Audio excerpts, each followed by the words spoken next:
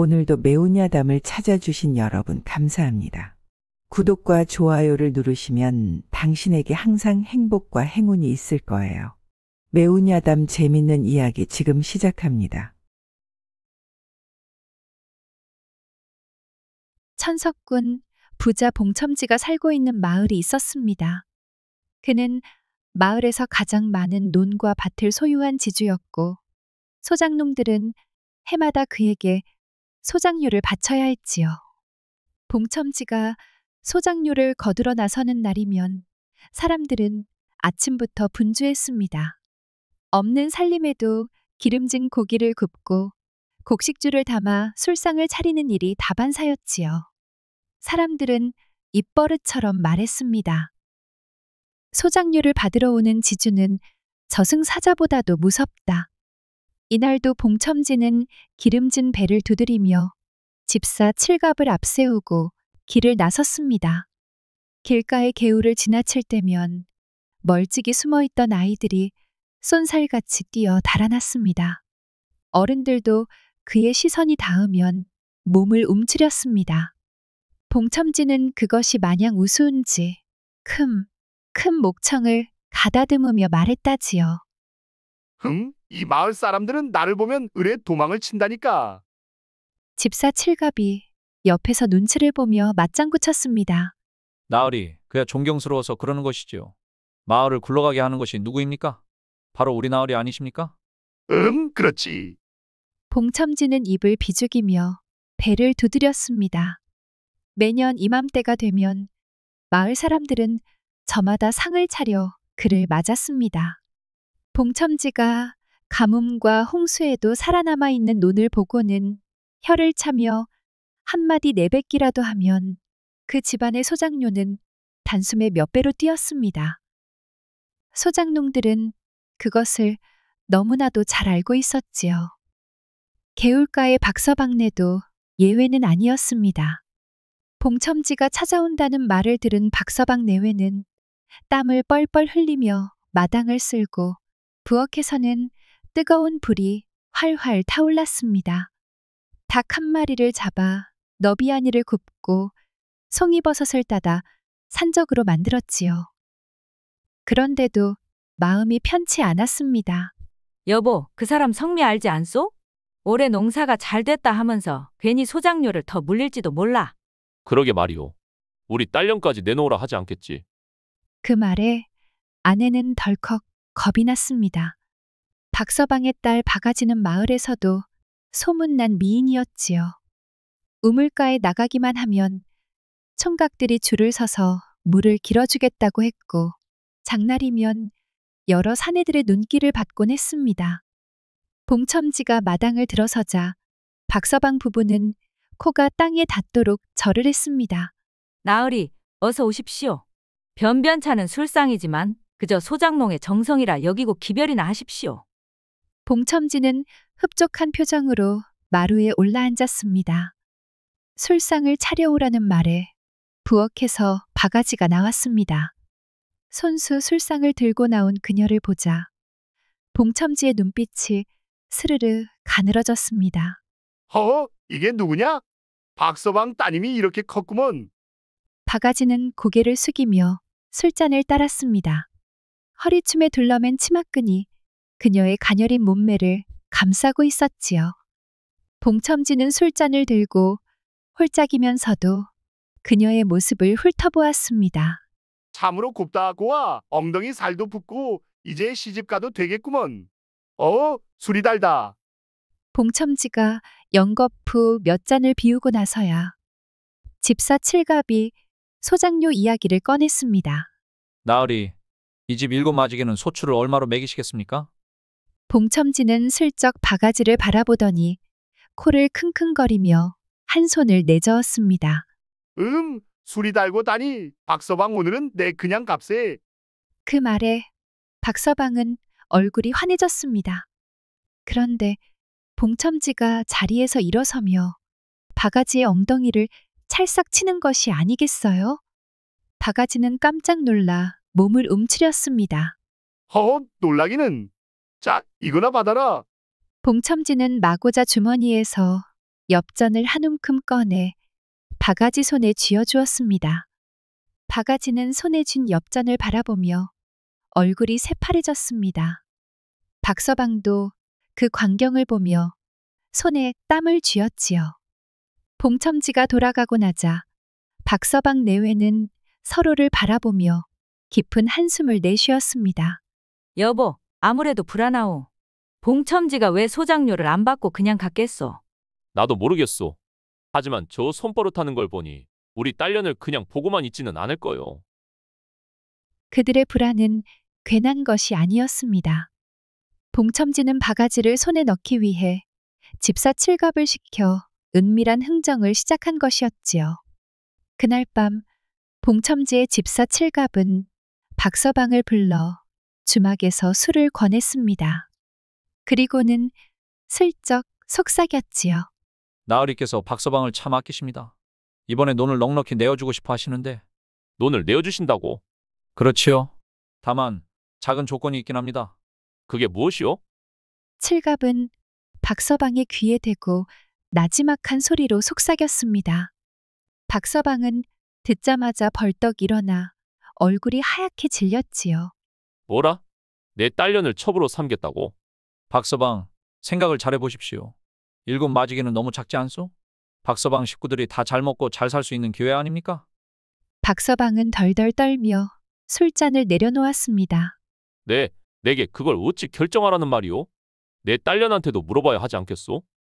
칠갑은 희죽 웃으며 논문서를 꺼내 흔들었습니다. 따님을 그렇게 싸게 팔지 마십시오. 조금 더 불러도 됩니다. 나으리께서 원체 탐내고 계시니.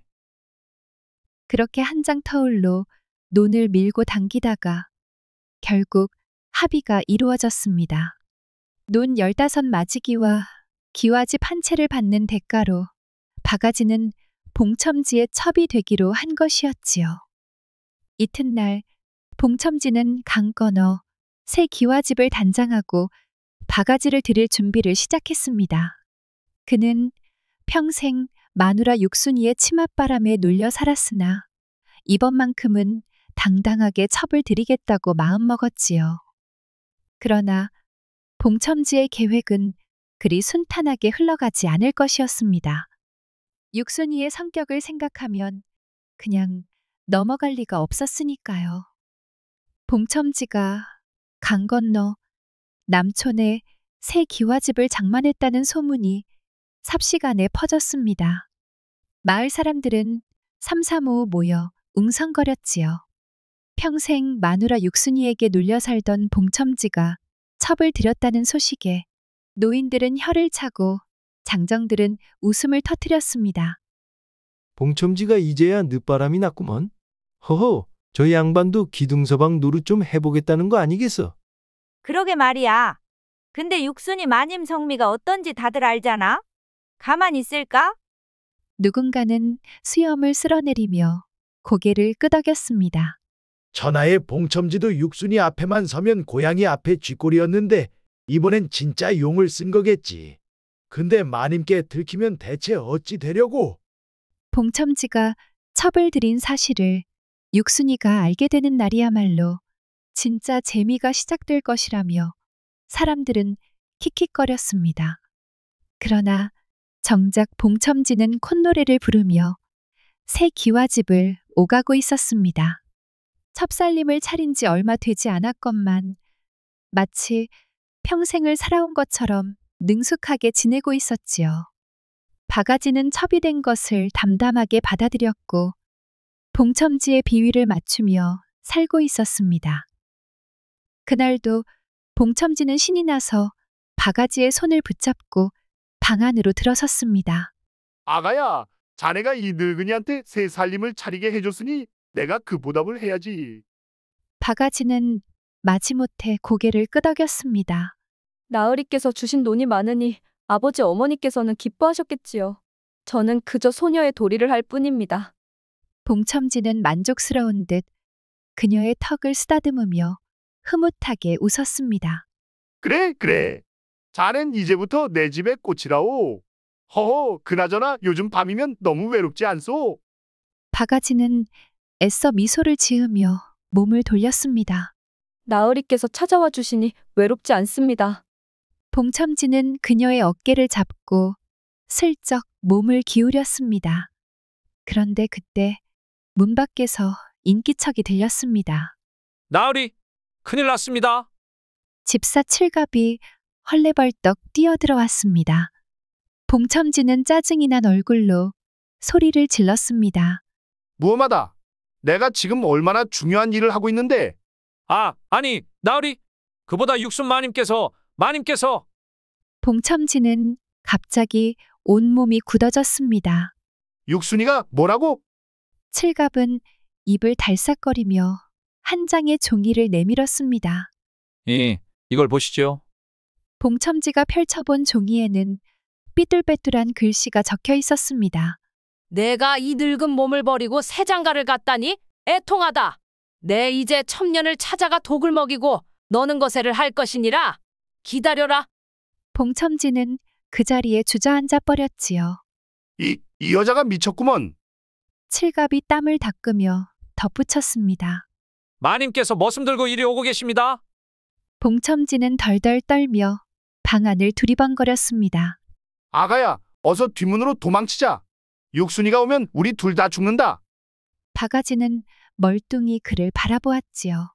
나으리, 저는 어디로 가야 합니까? 그야 도망을 가야지. 마님이 내게 독을 먹이겠다고 하잖아. 바가지는 씁쓸하게 미소를 지었습니다. 제가 죽든 살든 나으리께서 두려워하시는 것은 오직 마님이시군요. 봉첨지는 아무 말도 못하고 벌벌 떨었습니다.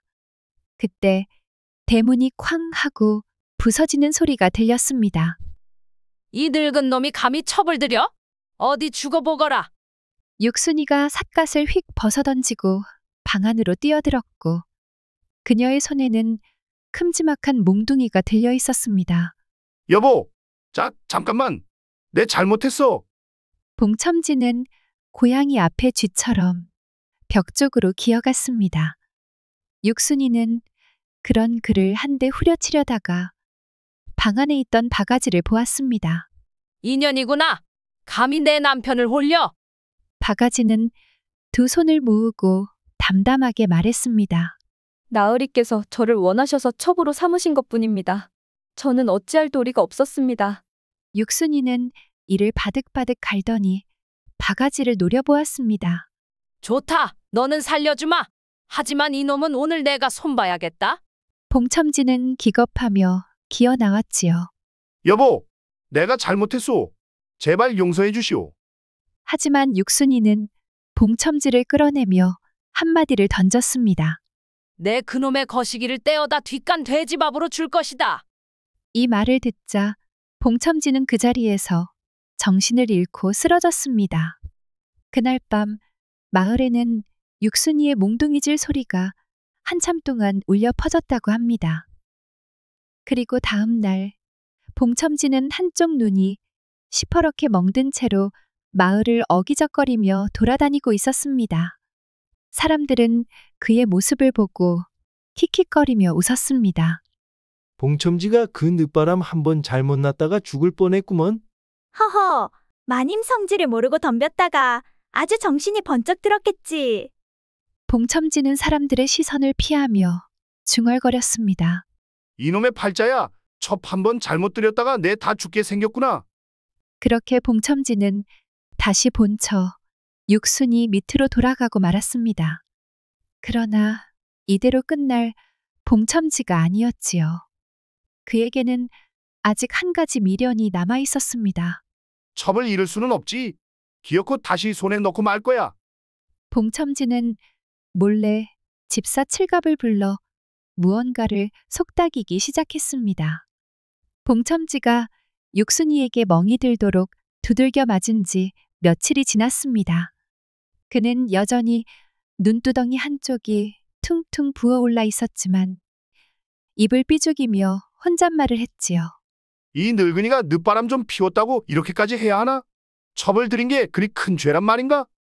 봉첨지는 원래대로라면 마당 한쪽에서 두 팔을 뒤로 깍지 끼고 배를 쓱쓱 문지르며 유유자적해야 했지만 지금은 육순이 눈치 보랴 하인들에게도 비웃음 사랴 마음이 편할 날이 없었습니다. 그러나 봉첨지가 포기할 사람이 아니었지요. 바가지는 여전히 남촌 기와집에서 지내고 있었습니다. 육순이가 며칠 동안 첩집을 뒤엎고 난리친 이후로는 별다른 움직임이 없었지만 언제 또 찾아와 대문을 박살낼지 몰랐습니다. 아니, 기와집을 줬는데도 내 첩을 못 본다는 게 말이 되나? 이 늙은이가 아무리 늙었다지만 아직은. 봉첨지는 생각에 잠겼다가 벌떡 일어났습니다. 그리고는 집사 칠갑을 불러 몰래 속삭였지요. 칠갑아, 내가 조용히 바가지한테 갈 수 있는 방법이 없겠느냐? 칠갑은 봉첨지의 퉁퉁 부은 얼굴을 보며 눈을 굴렸습니다. 나으리, 아무래도 이번 일은 좀 어렵지 않겠습니까? 마님께서 여전히 노발대발하시는데요. 그렇다고 그냥 포기하겠느냐? 이 봉첨지가 그 정도로 물러터진 놈인 줄 아느냐? 그야 잘합니다만 하긴 몰래 다녀오신다면 방법이 없지는 않지요. 칠갑은 주위를 살펴보며 목소리를 낮췄습니다. 마님께서 요즘 절에 기도를 다니신다고 하더이다. 내일 아침이면 떠나실 터이니 그때를 노려서 다녀오시면 되지 않겠습니까? 봉첨지는 눈을 번뜩였습니다. 그 말이 맞다. 칠갑아, 내가 오늘 밤 바가지에게 미리 전해라. 내일 한밤중에 몰래 찾아가겠다고. 칠갑은 한숨을 쉬며 고개를 끄덕였습니다. 예, 나으리. 하지만 혹시라도 들키시면? 그럴 리가 있겠느냐? 내가 언제부터 그렇게 어설펐다고. 그렇게 봉첨지는 바가지를 만나기 위한 계획을 세웠습니다. 육순이가 집을 비우는 순간을 노려 조용히 첩집으로 숨어들 생각이었지요. 그러나 육순이는 봉첨지를 속속들이 꿰뚫고 있었다. 이튿날 아침 육순이는 머리에 두건을 두르고 하인들에게 말했다. 내 오늘 절에 다녀올 터이니 집을 잘 지키거라. 하인들은 예 하고 대답했지만 모두 속으로 생각했습니다. 마님이 다녀오시면 나으리께서 또 혼쭐이 나겠군. 육순이는 마차에 올라타면서도 이상하리만큼 여유로운 미소를 짓고 있었습니다. 그날 밤 봉첨지는 하인들의 눈을 피해 조심스레 첩집으로 향했습니다. 어둠 속에서 허둥지둥 달리며 중얼거렸습니다. 드디어 다시 만나는구나. 그는 몰래 대문을 두드렸습니다. 아가야, 문을 열거라. 이 늙은이가 왔다. 잠시 후 문이 조심스레 열리며 바가지가 모습을 드러냈습니다. 나으리 정말 오셨군요. 바가지는 봉첨지의 얼굴을 한참 바라보다가 조용히 그를 안으로 들였습니다. 봉첨지는 만족스러운 표정으로 방 안으로 들어갔습니다. 그러나 기쁨도 잠시 봉첨지가 방에 들어서자마자 등 뒤에서 문이 꽝 하고 닫혔습니다. 봉첨지는 깜짝 놀라 뒤를 돌아보았습니다. 그런데 바가지는 그의 뒤쪽으로 슬그머니 물러서 있었습니다. 아가야, 왜 그러느냐? 그때 커다란 그림자가 방 안으로 들어섰습니다. 그림자의 주인은 바로 육순이었습니다. 봉첨지는 눈이 휘둥그레졌습니다. 아니, 여보, 절에 가신 게 아니었소? 육순이는 어이없다는 듯 웃었습니다. 내 놈이 언제부터 내 말 곧이곧대로 믿었더냐? 이 늙은 주정뱅이 자식 도둑고양이처럼 몰래 다닐 줄 알았다. 그래도 내가 이 늙은 나를 속일 수 있을 줄 알았더냐? 봉첨지는 입을 다물지 못하고 벌벌 떨었습니다. 여보, 내 잘못했소. 제발 이번만큼은 용서해 주시오. 육순이는 두 손을 허리에 올리고 천장을 바라보며 한숨을 푹 내쉬었습니다. 용서? 내 놈이 내 속을 이렇게 뒤집어 놓고 용서를 바라느냐? 어디, 오늘은 정말 내가 손을 봐주마. 그러더니 그녀는 품에서 기다란 댕기머리 닦는 노끈을 꺼내더니 능숙한 손놀림으로 봉첨지의 두 손을 단단히 묶어버렸습니다. 아이고, 마누라, 이러지 마시오. 내 다시는 안 그러겠소. 닥쳐라. 내 놈이 내 남편이기만 하면 내가 이러겠느냐? 이놈은 내 집안 재산을 축낼 도둑놈일 뿐이로구나. 육순이는 힘껏 봉첨지의 옷을 움켜잡고 문 밖으로 끌고 나갔지요. 그리고는 마당에 있는 우물 옆에 그를 단단히 묶어놓고 소리쳤습니다. 이놈을 아침까지 이대로 둬라. 내일 마을 사람들에게 이 늙은이가 어떤 놈인지 제대로 보여주겠다. 봉첨지는 즐겁하며 울먹였습니다. 여보, 제발 이러지 마시오. 내일 아침이면 동네 사람들이 다 보지 않겠소? 육순이는 고개를 끄덕였습니다. 그래야 내 놈이 다시는 늦바람을 피우지 않겠지. 그렇게 해서 봉첨지는 꼼짝없이 우물가에 묶여 밤을 보내게 되었습니다. 이튿날 아침 마을 사람들은 하나둘씩 봉첨지의 집 앞을 지나가며 그 모습을 보았습니다. 허허, 봉첨지가 또 한 건 했군. 이 양반이 첩집 가다가 잡혔구먼. 저렇게 묶여 있으니 꼴이 말이 아니야. 마을 아낙네들은 육순이를 보며 감탄했습니다. 마님, 역시 대단하십니다. 저런 못된 남편을 이렇게 손봐야지요. 육순이는 두 팔을 딱 벌리며 당당하게 말했습니다. 사내란 어찌 되었든 옆편 내 손 안에 있어야 하는 법이야. 봉첨지는 울상을 지으며 웅얼거렸습니다. 내가 대체 뭘 잘못했단 말인가? 육순이에게 대차게 혼이 난 후 봉첨지는 한동안 꼼짝없이 집에서 지냈습니다. 그러나 세월이 흐르면서 육순이도 지쳤는지 점차 무덤덤해졌습니다. 에휴, 늙은이가 저렇게까지 처량하게 굴어대니 그냥 내버려 두는 것이 낫겠지. 육순이는 한숨을 쉬며 포기한 듯 했지요. 그러나 그것이 곧 봉첨지의 해방을 의미하는 것은 아니었습니다. 육순이는 더 이상 봉첨지를 붙잡아두려 하지 않았습니다. 오히려 이렇게 말했지요. 네 마음대로 하거라. 나도 이제 귀찮다. 그 말이 떨어지자마자 봉첨지는 호랑이 새끼가 풀려난 듯 첩집으로 뛰어갔습니다. 아가야, 이제부터는 내가 너랑만 살겠다. 바가지는 담담한 얼굴로 봉첨지를 맞았습니다. 나으리 그러실 줄 알았습니다. 그렇게 봉첨지는 첩집에 완전히 눌러앉았습니다. 매일같이 술상을 받고 바가지의 손길에 비위를 맞추며 육순이에게 받지 못했던 아양을 실컷 받아보며 제2의 인생을 사는 듯 했지요. 그러나 봉첨지는 몰랐습니다.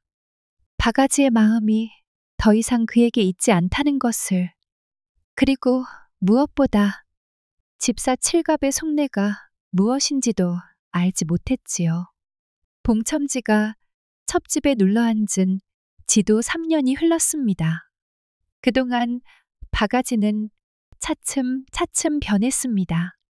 처음에는 봉첨지를 살뜰히 챙기는 척했지만 점점 눈빛이 차가워지고 말수가 줄어들고 심지어 봉첨지가 부르면 대답도 어정쩡하게 하는 날이 많아졌습니다. 아가야, 내 술 한 잔 더 주거라. 아가야. 아, 네. 알겠습니다. 바가지는 한숨을 쉬며 머루줄을 따라주었지만 예전처럼 다정한 미소를 짓지는 않았습니다. 이게 대체 어찌 된 일인가? 봉첨지는 찝찝한 기분이 들었지만 깊이 생각하지 않았습니다. 그러나 마을에서는 이미 이상한 소문이 돌고 있었습니다. 봉첨지의 집사 칠갑이 바가지랑 눈이 맞았다 카더라. 밤마다 둘이서 같이 있는 걸 본 사람이 있다던데? 허허, 봉첨지는 아직도 모르고 있다지. 하지만 봉첨지는 이런 소문을 전혀 듣지 못했지요. 그러던 어느 날이었습니다. 그날 밤 봉첨지는 늦도록 술을 마셨습니다. 바가지는 내내 신경이 곤두선 모습이었고 칠갑은 아예 보이지도 않았습니다. 칠갑은 어디 갔느냐? 모르겠습니다. 오늘 아침부터 안 보이던데요. 이놈이 요즘 성실함이 없어졌구먼. 봉첨지는 마른 세수를 하며 꾸벅꾸벅 졸기 시작했습니다. 그리고 다음 날 아침 해가 떠오를 무렵 첩집에는 인기척이 없었습니다. 봉첨지는 눈을 비비며 일어나 문을 두드렸습니다. 아가야, 아직 자는 게냐? 그러나 방 안에는 아무도 없었습니다. 칠갑, 이놈은 대체 어디로 갔단 말이냐? 봉첨지는 안방을 뒤지고 마당을 헤매고 부엌까지 뒤졌지만 바가지도 칠갑도 사라진 뒤였습니다. 그리고 봉첨지가 바가지의 화장대 위를 보았을 때 단 하나의 종이 쪽지가 놓여 있었습니다. 나으리, 부디 건강하십시오. 이곳은 제 자리가 아닙니다. 더 이상 저를 찾지 마십시오. 봉첨지는 손을 부들부들 떨며 쪽지를 구겼습니다. 이년이 감히, 이놈의 칠갑이 감히, 그는 그대로 바닥에 주저앉았습니다. 이놈들이 내 논 15 마지기를 들고 도망쳤단 말이냐? 봉첨지는 그제야 정신을 차렸습니다. 바가지가 자신을 더 이상 원하지 않았다는 것을, 그리고 칠갑이 뒤에서 그녀를 꿰었을 것이라는 것을요. 그는 치를 떨며 이를 악물었습니다. 칠갑과 바가지를 당장 잡아야 한다. 그놈들을 그냥 둘 수 없다. 그렇게 봉첨지는 추노꾼을 고용했습니다. 봉첨지가 거금을 들여 추노꾼을 구한 지도 한 달이 지났습니다.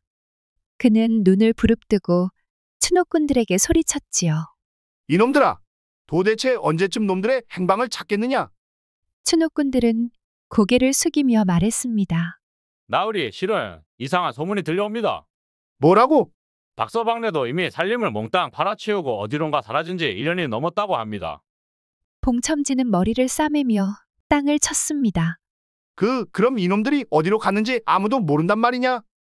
추노꾼은 난감한 얼굴로 덧붙였습니다. 아무리 수소문해도 흔적이 없습니다. 아마도 이 나라를 떠난 게 아닌가 싶습니다. 봉첨지는 그대로 망연자실하여 주저앉았습니다. 이럴 수가? 그토록 사랑했던 바가지는 결국 그를 떠났고 심지어 재산까지 몽땅 들고 도망친 것이었습니다.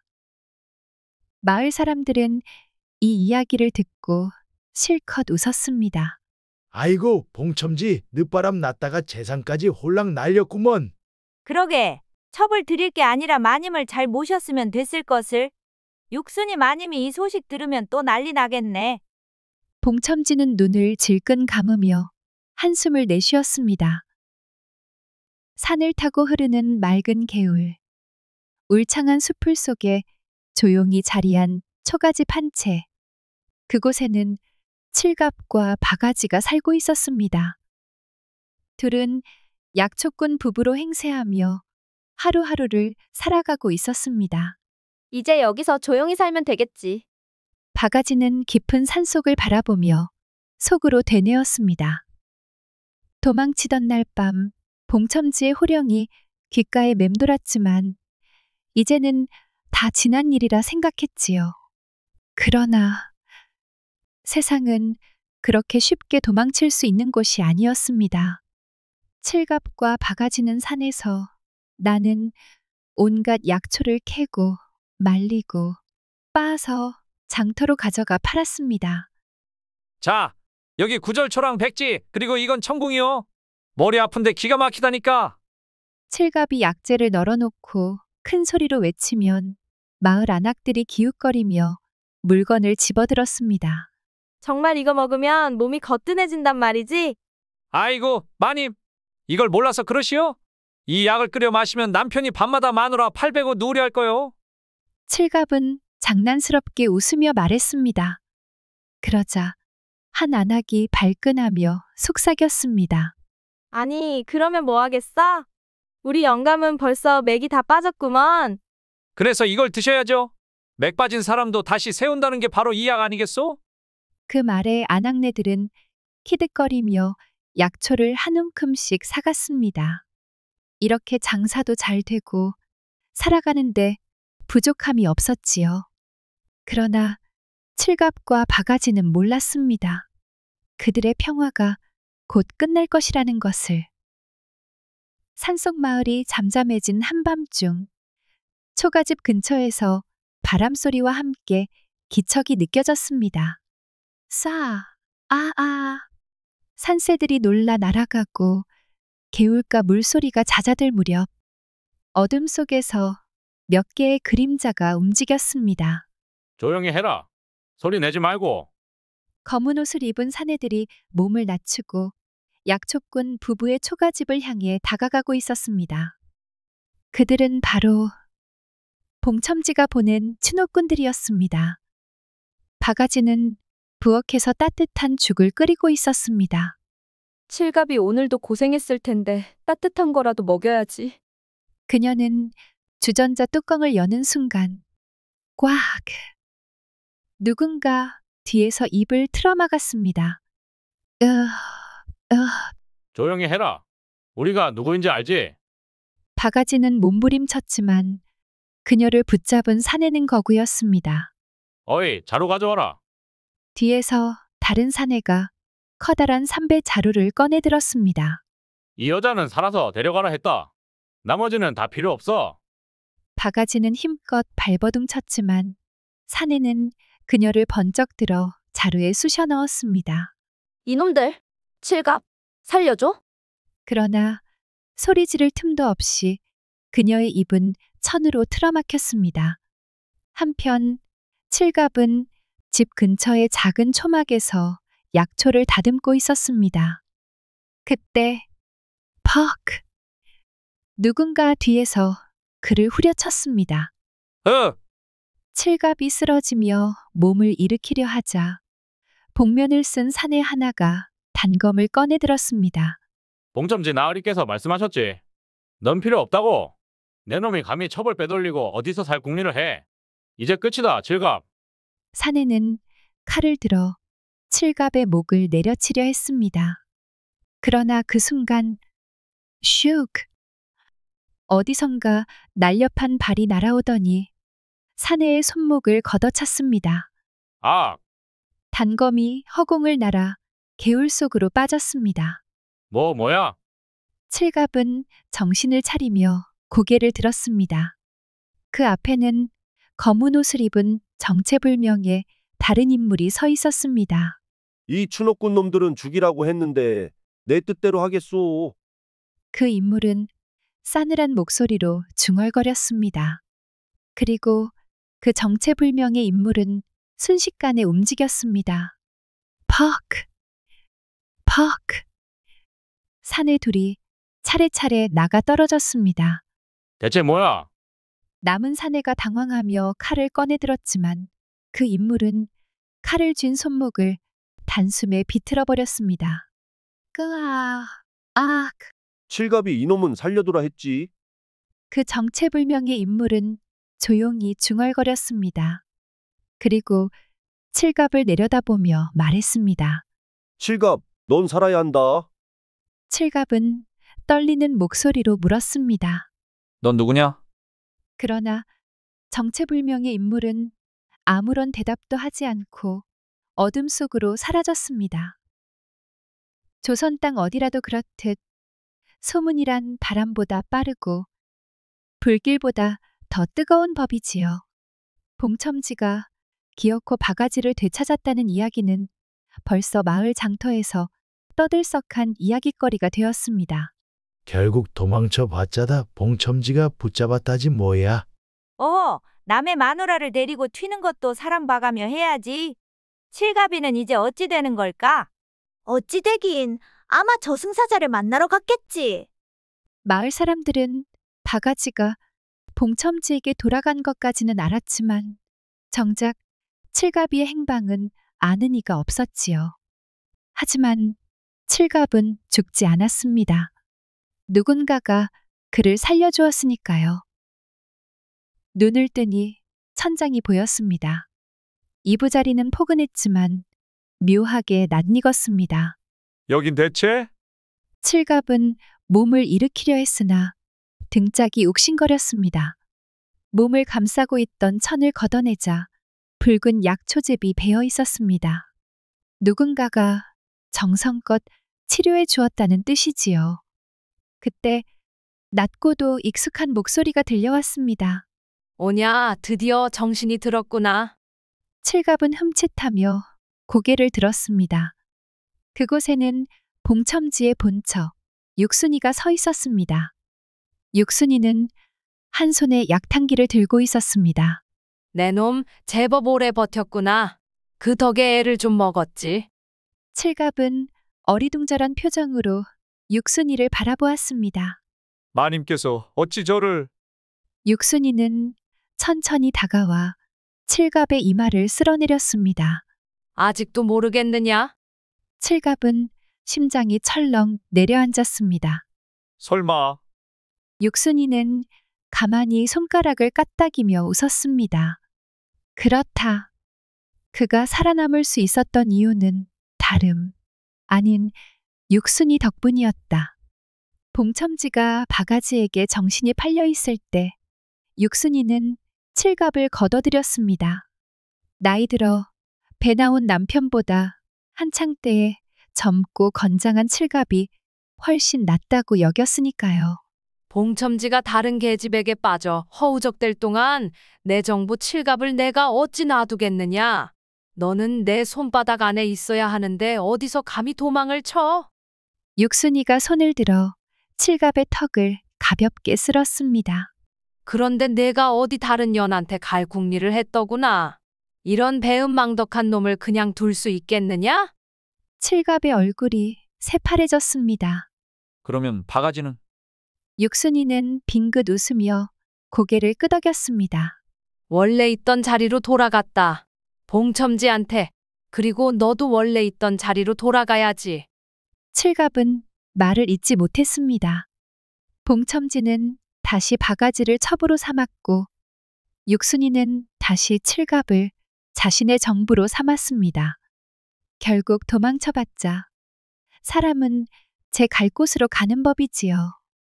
마을 사람들은 이 이야기를 두고두고 떠들었습니다. 봉첨지는 첩을 되찾고 육순이는 원하던 남자를 가졌으니 그만하면 공평한 거 아닌가?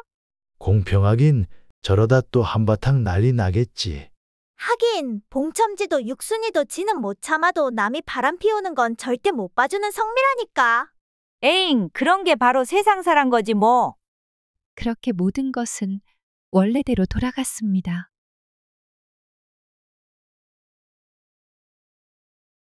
조선시대 어느 작은 시골 마을 변성을 가진 과부 송아라는 여인이 있었습니다.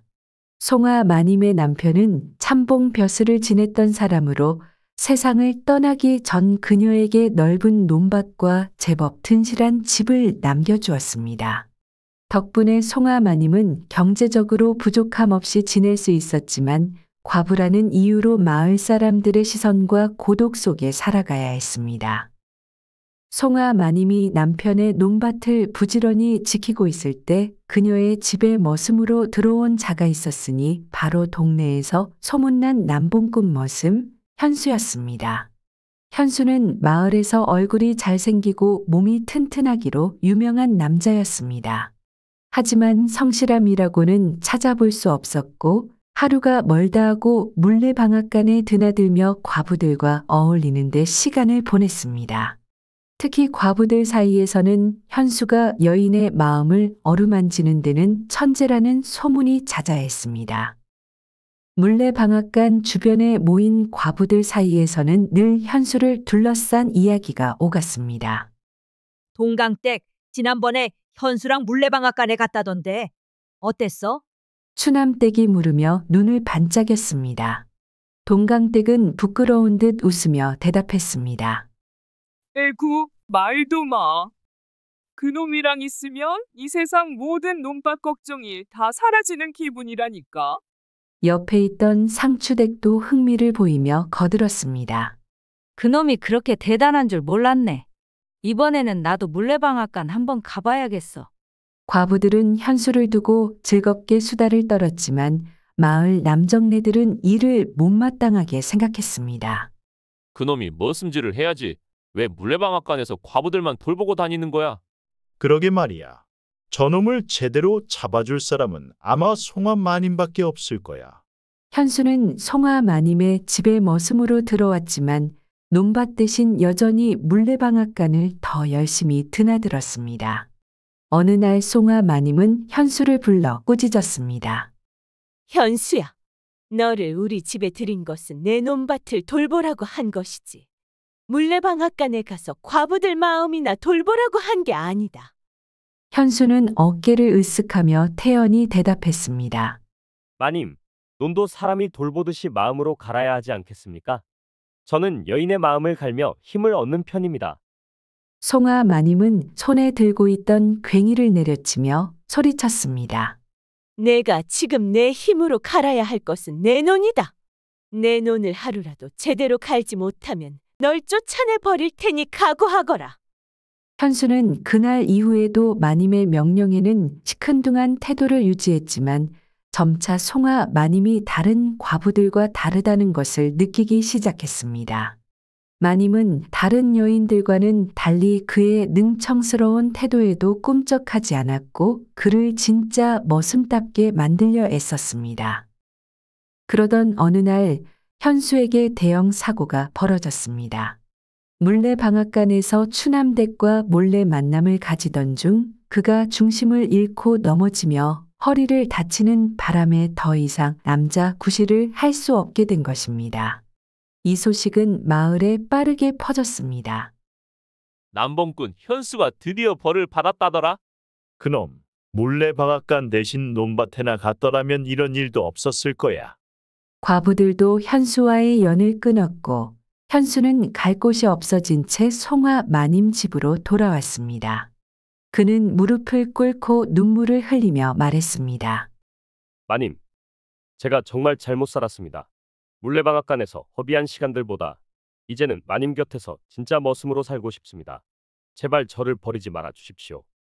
송아 마님은 한숨을 쉬며 말했습니다. 현수야, 내가 벌받을 짓은 이미 충분히 했으니 이번만 용서해 주겠다. 대신 이제 내 밭을 갈며 제대로 된 머슴이 되는 법을 배우거라.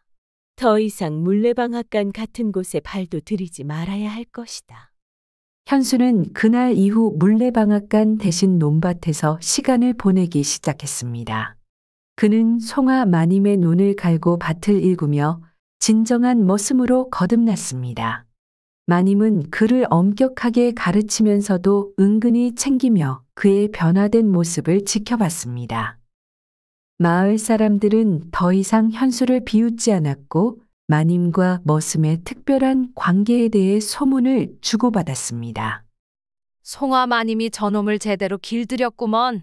과부들 사이에서 난리를 치던 놈이 이제는 논밭을 치우는 놈이 됐어. 그러게. 저렇게 사람을 만들 줄 아는 건 역시 마님뿐이야.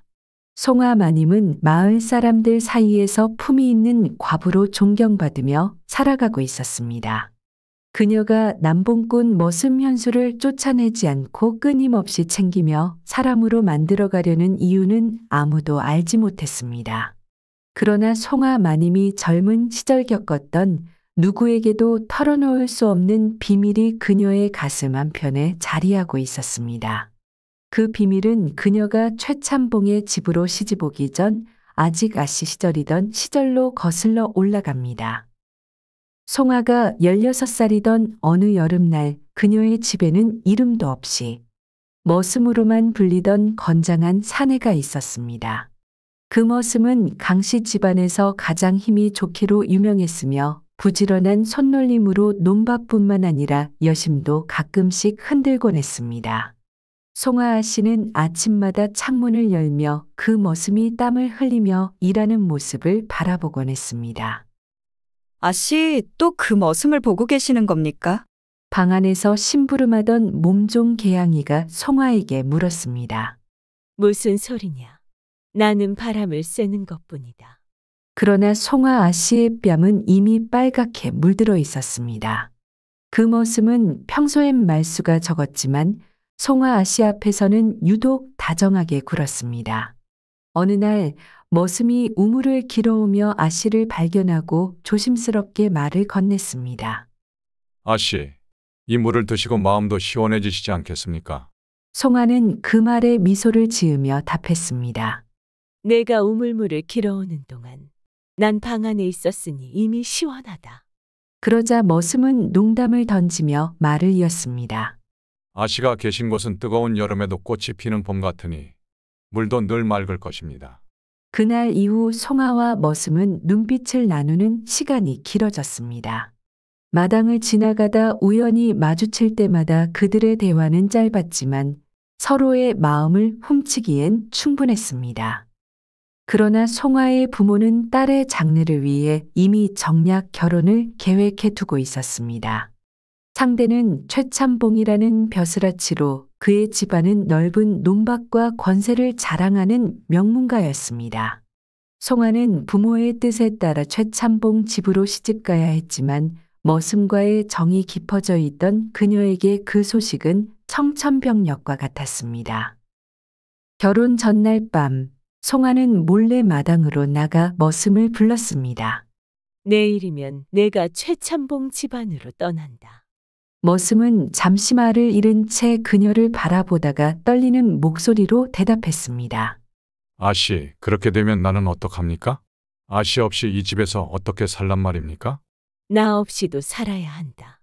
너와 내가 함께 갈 수 없는 세상이기에 나는 내 마음을 알지만 이 길은 내가 선택할 수 있는 길이 아니다. 송아는 눈물을 머금고 머슴의 손에 작은 손수건을 쥐어주었습니다. 이 손수건은 내가 너를 잊지 않겠다는 마음이다. 내가 어디에 있든 나를 기억해 주기를 바란다. 머슴은 손수건을 꼭 쥔 채 땅을 내려다보았습니다. 그는 결코 송아를 붙잡을 수 없다는 현실을 깨닫고 있었습니다. 그렇게 송아는 최참봉의 집으로 시집을 갔습니다. 최참봉은 겉으로는 점잖고 고상한 인물이었지만 그의 속내는 송아와는 정반대였습니다. 그는 술을 즐기고 논밭 관리에는 무관심하며 집안일은 모두 하인들에게 떠맡기는 사람이었습니다. 송아는 넓은 논밭을 손수 돌보며 살림을 꾸려갔지만 남편의 무책임한 태도는 그녀의 가슴을 점점 답답하게 만들었습니다. 이 넓은 논밭을 그냥 두면 다 황폐해질 텐데 왜 남편은 아무 관심도 없는 걸까? 그녀는 밤마다 혼잣말을 하며 창밖을 바라보았습니다. 머슴과 함께 행복하게 지냈던 과거가 떠오를 때마다 가슴 한편이 쓸쓸해졌습니다. 시간이 흐른 뒤 최참봉이 세상을 떠나고 송아는 과부가 되었습니다. 이제 그녀는 넓은 논밭과 집안을 지키며 홀로 살아가야 했습니다. 그리고 그 집에 머슴으로 들어온 사람이 바로 현수였습니다. 처음 현수를 보았을 때 송아는 한동안 말을 잇지 못했습니다. 이 머슴 어쩐지 그때 그 사람과 닮았구나. 물론 현수는 그녀가 젊은 시절정을 나눈 머슴과는 전혀 다른 사람이었지만 그의 자유분방한 태도와 서툴지만 진솔한 행동이 그녀의 옛 기억을 떠올리게 만들었습니다. 현수가 물레방앗간을 들락거리며 문제를 일으킬 때도 송아는 그를 내치지 않았습니다. 현수야, 내가 제대로 된 머슴으로 사는 법을 배울 수 있다면 나는 널 내치지 않을 것이다. 내가 진정으로 사람다운 삶을 살 수 있도록 도와줄 테니 더 이상 허투루 살지 마라. 송아가 현수를 끝까지 책임지려는 이유는 단순히 연민 때문만은 아니었습니다.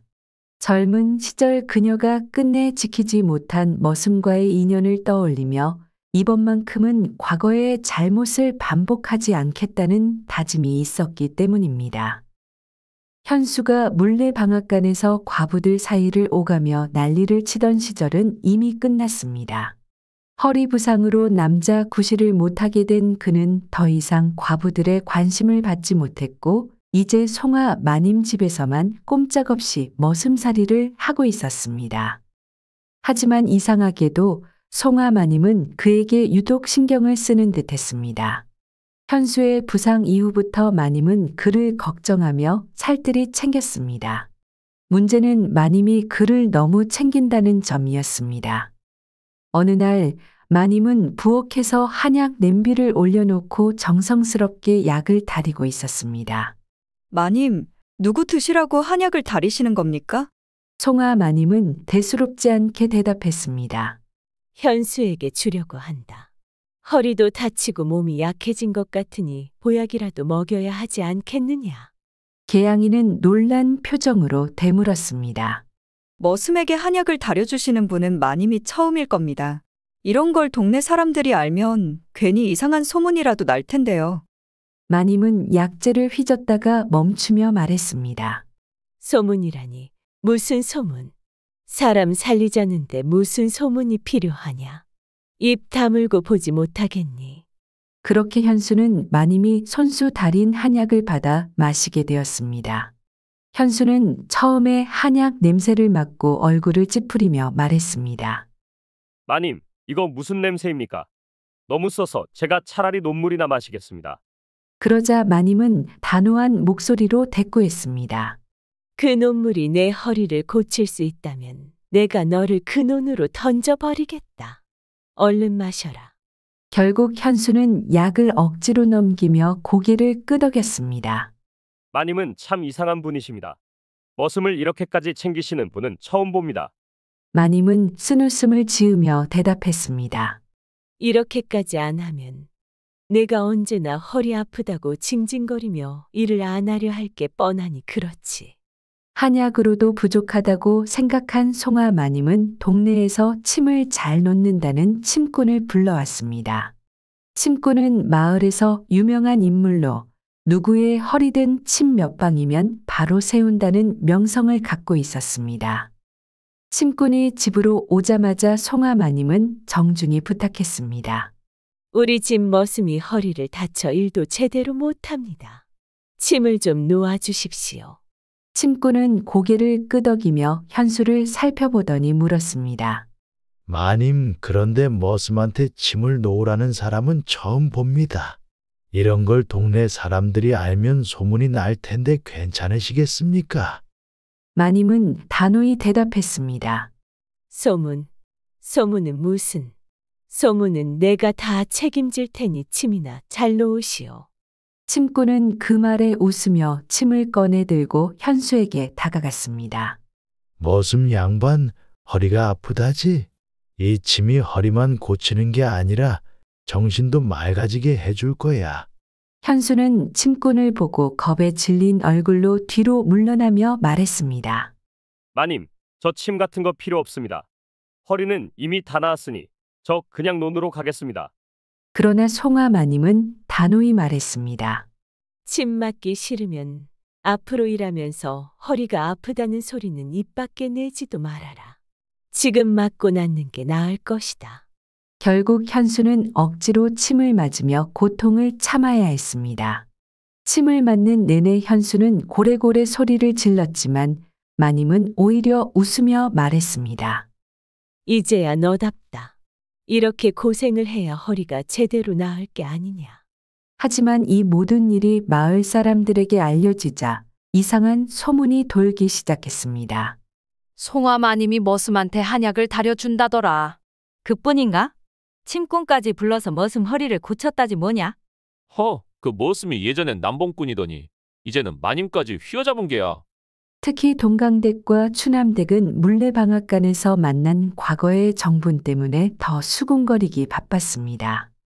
현수가 이제 송아마님 집에서 아주 특별 대접을 받는다더니 그게 다 이유가 있었던 거야. 마님이라니 과부와 머슴이 무슨 사이라도 난 게 아니겠어? 아휴, 세상 참 말세다. 말세. 심지어 마을 남정네들도 한마디씩 거들었습니다. 그 머슴놈이 옛날엔 여자들 마음이나 훔치더니 이제는 몸까지 고치게 만드는 놈이구먼. 그렇다니까. 머슴 하나가 마님 집안일을 처리도 다 휘저으니 이게 다 뭔 꼴인가 모르겠다.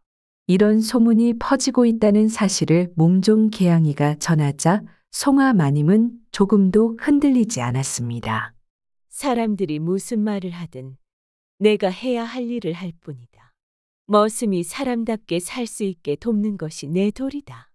입은 사람들 입에나 맡기고 손은 내 논밭에 맡기면 되는 일 아니냐.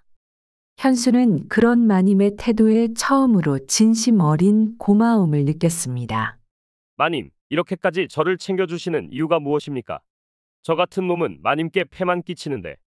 송아 마님은 말없이 그를 바라보다가 이내 쓴웃음을 지으며 대답했습니다. 그 이유를 알 필요 없다. 다만 내가 한 말은 꼭 기억해라. 내 허리를 제대로 고쳤으니 이제는 내가 내 논밭을 제대로 갈아야 한다. 현수는 그 말에 고개를 끄덕이며 답했습니다. 네, 마님. 이제부터는 저도 진짜 머슴이 되어 보이겠습니다. 현수는 송아 마님이 자신에게 한약을 지어주고 침까지 맞게 해준 이유에 대해 고민하기 시작했습니다. 아무리 생각해도 마님이 이렇게까지 자신을 챙겨주는 것은 단순히 머슴을 위해서만은 아닌 것 같았습니다. 마님도 과부로 외로운 마음을 품고 계시니 내가 그 마음을 채워드리려는 건 아닐까. 현수는 점차 그런 생각에 빠져들었습니다. 마님이 자신에게 보여준 살뜰한 관심과 정성은 머슴으로서 받기에는 과분하게 느껴졌습니다. 현수는 점점 자신이 마님에게 특별한 존재가 된 것처럼 느끼기 시작했고 이 마음을 마님께 보답해야겠다고 다짐했습니다. 한약을 꾸준히 먹고 침도 맞은 덕분인지 현수의 허리는 점차 회복되기 시작했습니다. 이제는 논밭에서 일해도 예전처럼 아프지 않았고 송아 마님의 기대에 부응하기 위해 더욱 열심히 일했습니다.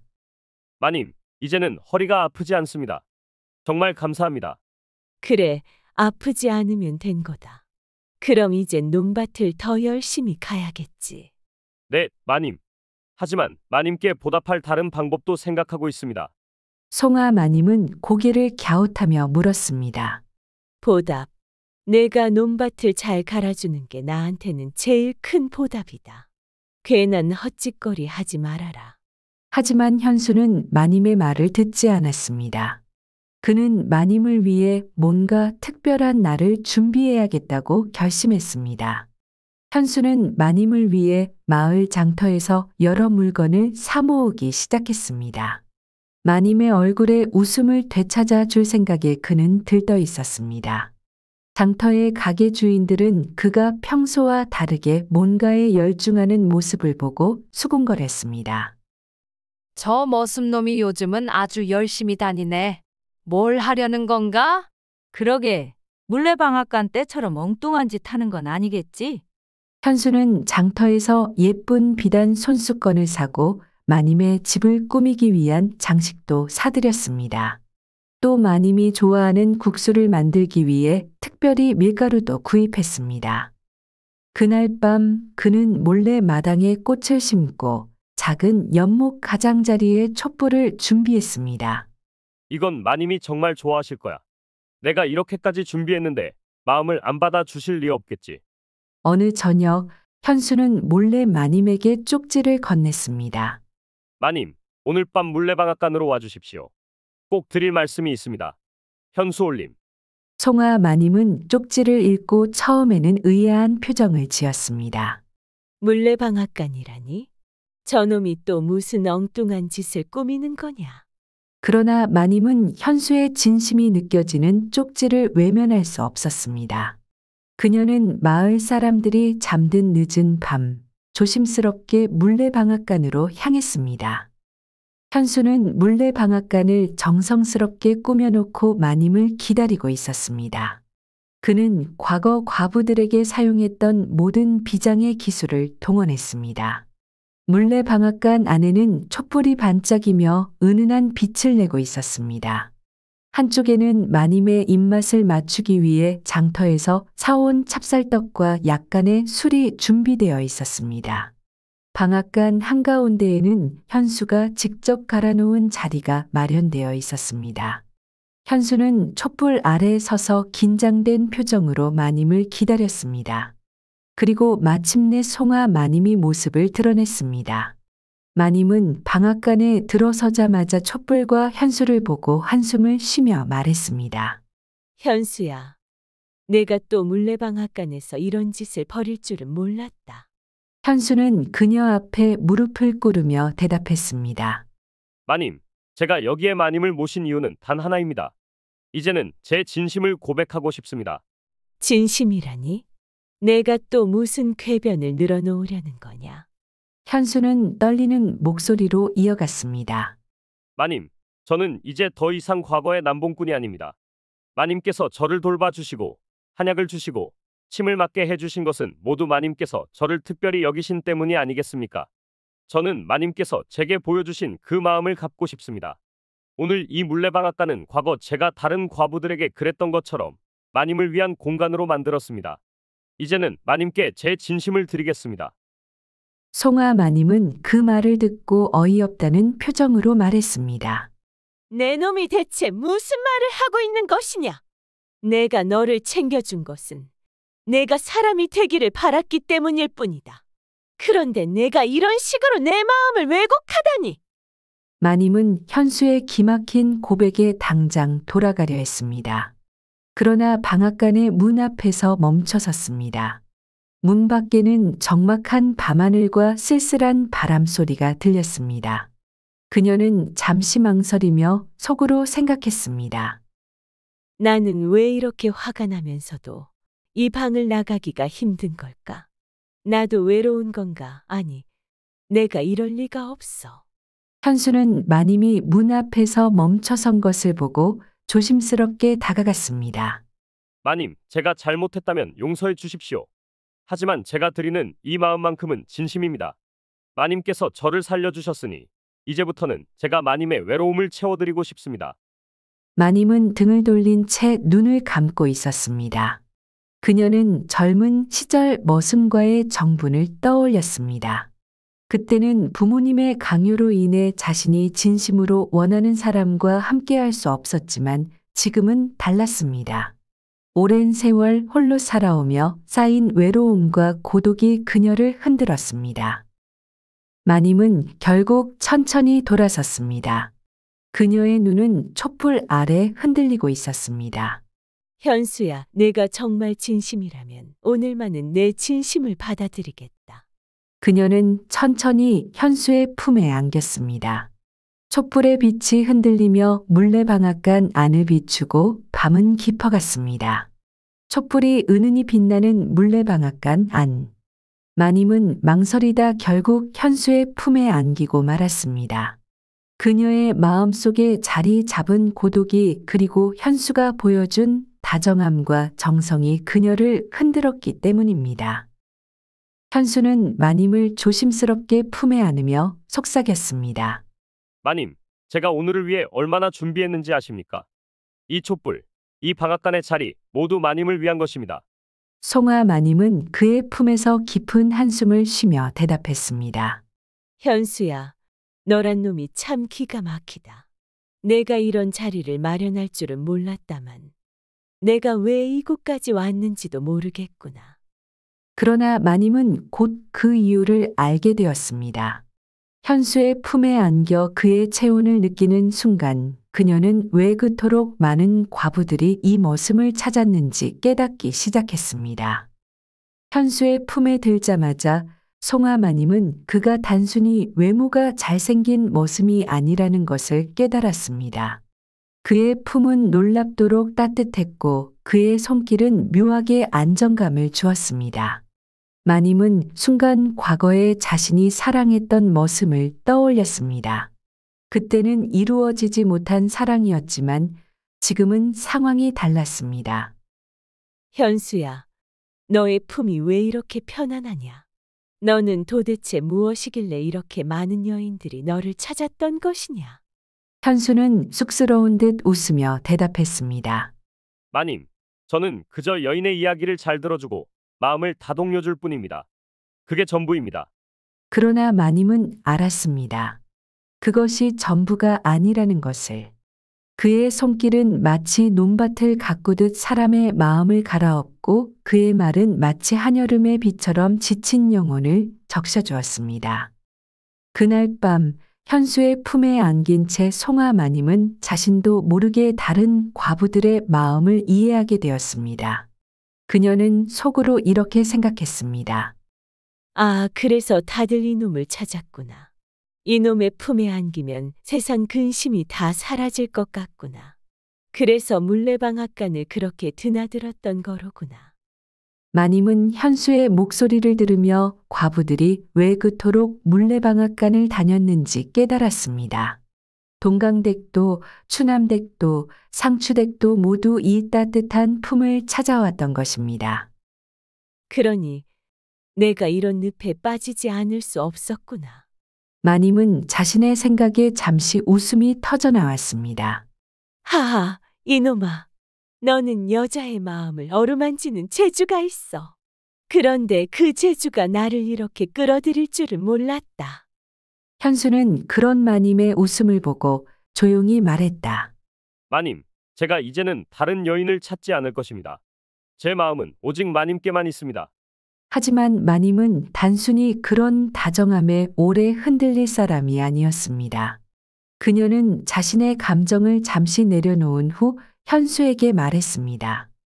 현수야, 너는 여인을 위로하는데 천부적인 재능이 있는 놈이다. 하지만 너의 재능을 이제는 논밭에 써야 할 때가 왔다. 논밭이요, 마님. 그래, 내 손길이 논밭을 가꾸고 내 목소리가 논밭에 생기를 줄 때 너는 진정한 머슴이 될 것이다. 이 품은 한 번으로 족하다. 내가 너를 용서한 것도 오늘 밤 너를 받아들인 것도 단지 내가 더 나은 사람이 되길 바랐기 때문이다.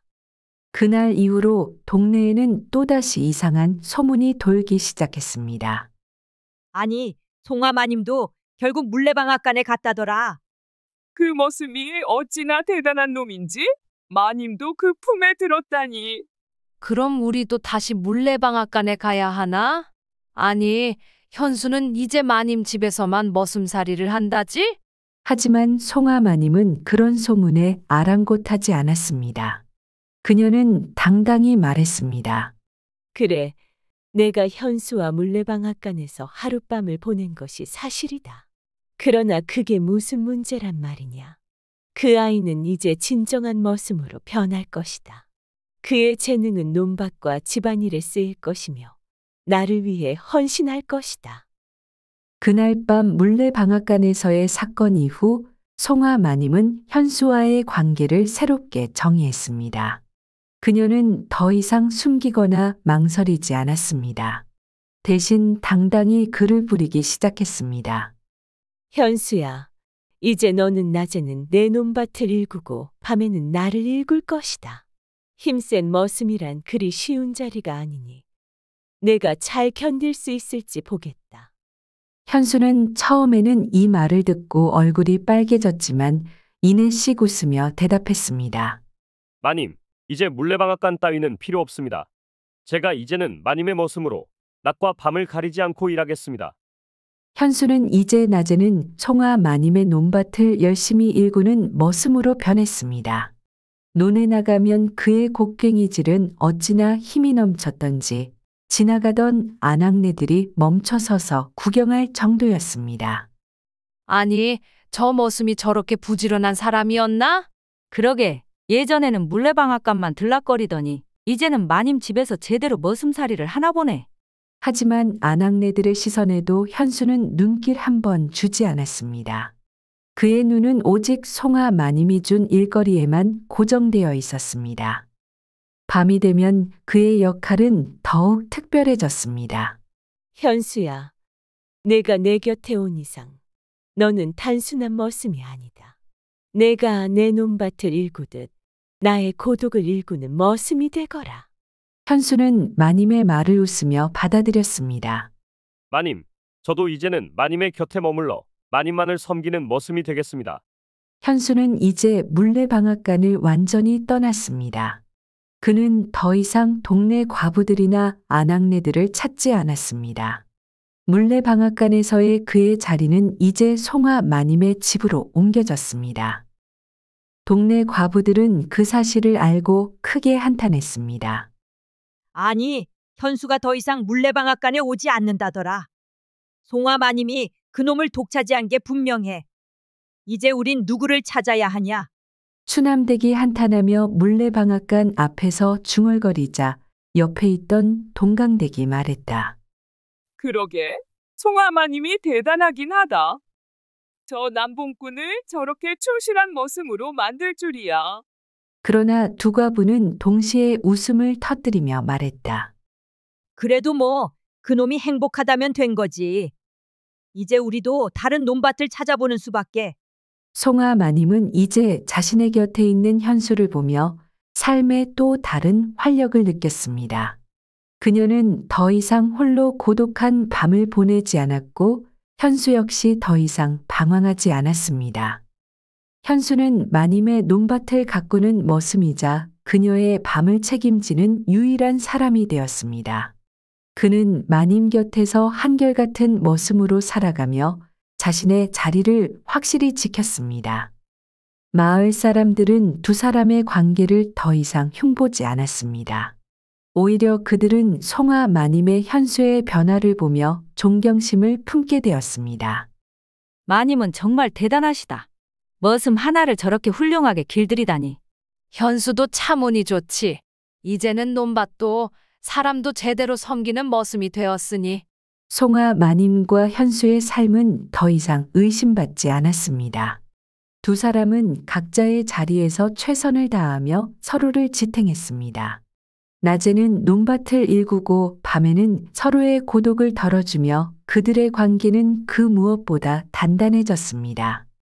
현수는 물레방앗간 시절의 자신을 떠올리며 가끔 이렇게 중얼거리곤 했습니다. 나는 이제 더 이상 떠돌이 남봉꾼이 아니다. 송아 마님이 나를 일으켜 세웠고 나는 이제 그녀의 곁에서 진정한 머슴으로 살아간다. 이렇게 해서 송아 마님과 현수는 함께 새로운 전설을 써내려가며 평생을 함께 보냈습니다. 그들의 이야기는 마을 사람들 사이에서 오래도록 회자되며 마님과 머슴의 진정한 동반자 관계로 남게 되었습니다. 즐거우셨다면 구독과 좋아요 댓글 부탁드립니다. 매운 야담, 더 매운 이야기로 다시 돌아오겠습니다. 지금까지 매운 야담이었습니다. 즐거운 하루 보내세요.